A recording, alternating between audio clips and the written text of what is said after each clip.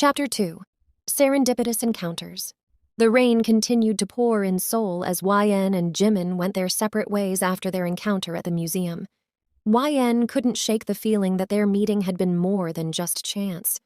She found herself lost in thought, her mind filled with the memory of the mysterious man she met. She had never encountered anyone who could see the emotions in a painting the way he did. It left her intrigued and bewildered. Jimin, on the other hand, was haunted by the memory of YN. Her voice, her presence, it all felt so strangely familiar, as though he had known her for a lifetime, or even several lifetimes. He wondered if she could be the key to ending his centuries-long curse. A few days later, fate intervened once again. Yen found herself at her favorite bookstore, surrounded by the scent of old books.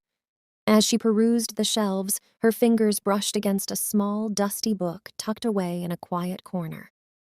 It was a collection of old poems and love stories. Curiosity piqued, she decided to take a closer look.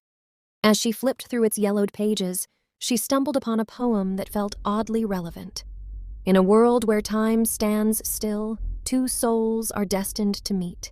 Their love will break the immortal's will and set their hearts free. The poem sent shivers down her spine. It was as if the words had been written specifically for her and the enigmatic man from the museum.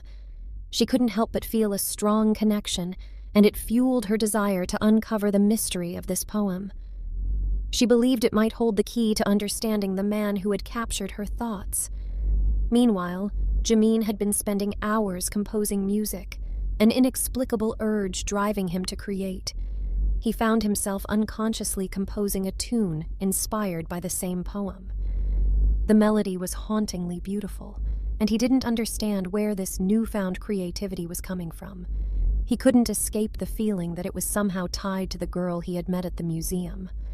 Their paths crossed once more at a quaint coffee shop, one that had an old-world charm. Yen sat at a corner table, sketching in her book. Her drawings were mysterious, depicting places she had never visited, yet they felt strangely familiar. Jimin, who was a frequent visitor to the café, couldn't help but notice her art. "Jimin, your drawings, they feel like memories from another time." Yen looked up, surprised to see Jimin.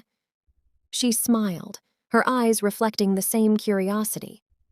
"Yen, and your music, it's like it's echoing through centuries."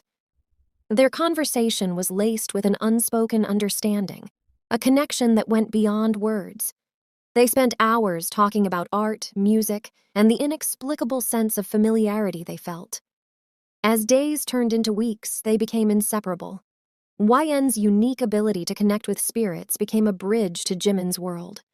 He began to reveal his true nature and his quest to find his one true love to Yen. "Jimin, I've been searching for centuries, and now it feels like destiny led me to you." The story of Jimin and Yen continued to deepen, filled with moments of serendipity, creativity, and an inexplicable bond that drew them closer together. The path to breaking Jimin's curse began to unfold as their connection grew stronger. It was a story that transcended time and logic, a love that had the power to defy even immortality.